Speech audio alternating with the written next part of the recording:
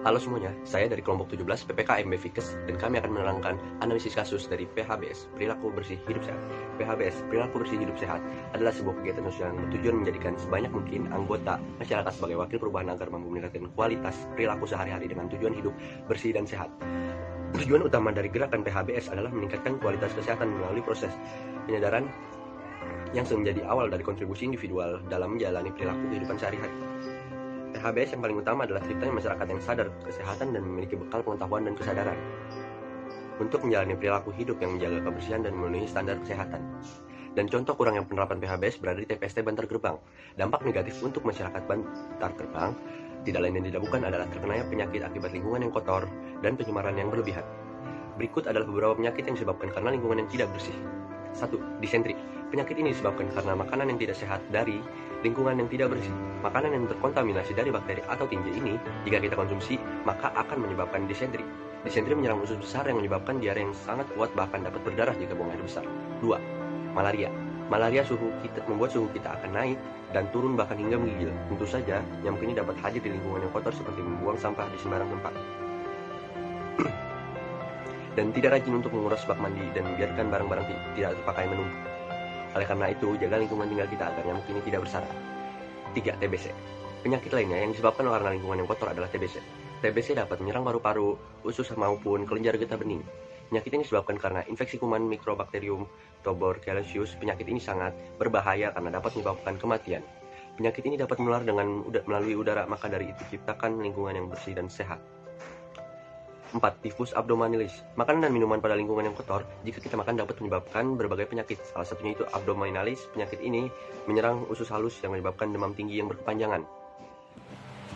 Pencegahan dapat dilakukan dengan sistem 3R, yaitu reduce, reuse, recycle pada tingkat rumah tangga dan kegiatan sehari-hari untuk mengurangi jumlah sampah dan memperbaiki sistem pengelolaan yang sudah ada.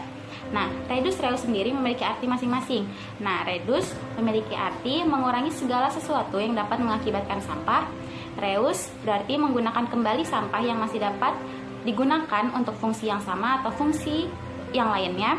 Dan recycle berarti mengolah kembali sampah menjadi barang atau produk baru yang bermanfaat.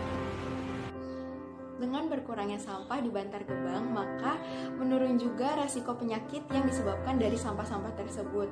Dan ada beberapa cara untuk mencegah penyakit yang ditimbulkan dari Bantar Gebang atau TPST Bantar Gebang, yaitu yang pertama dengan mencuci tangan setelah atau sebelum melakukan aktivitas, yang kedua dengan membersihkan seluruh tubuh atau mandi sebelum atau sesudah melakukan aktivitas, yang ketiga dengan makan makanan yang bergizi, yang keempat dengan memenuhi kebutuhan air bersih untuk kebutuhan sehari-hari, dan yang terakhir adalah dengan memakai APD untuk menjaga kesehatan serta keselamatan kerja. Dengan berbagai permasalahan yang telah dijelaskan di atas, maka akan dibahas pula beberapa cara penanganan untuk permukiman kumuh tersebut. Cara yang pertama adalah dengan memberikan penyuluhan terhadap masyarakat tentang dampak apa yang akan ditimbulkan jika terus tinggal di lingkungan kumuh. Nah, penyuluhan ini akan menyadarkan masyarakat betapa bahayanya tinggal di lingkungan yang kumuh. Cara yang kedua adalah setelah memberikan penyuluhan, pemerintah dapat membangun sarana dan prasarana seperti rumah susun sederhana sewa dengan fasilitas yang memadai seperti air minum, sanitasi, dan juga peningkatan kualitas lingkungan. Nah, rumah susun tersebut dapat digunakan sebagai tempat tinggal penduduk yang sebelumnya tinggal di permukiman kumuh tersebut. Oke, kesimpulan dapat kita ambil dari penjelasan di atas adalah bahwa perilaku hidup bersih dan sehat merupakan hal yang sangat penting bagi kehidupan di masyarakat. Terkhusus untuk masyarakat yang lingkungannya kurang bersih dan kumuh. Tapi tidak terkecuali untuk masyarakat yang lingkungannya sudah bersih, harus tetap bisa menjaga lingkungannya tetap bersih. Karena apabila jika kita tidak menjaga lingkungan tetap bersih, akan berdampak pada kesehatan masyarakat itu sendiri. Ayo kita sebagai bangsa Indonesia bisa maju karena hidup bersih.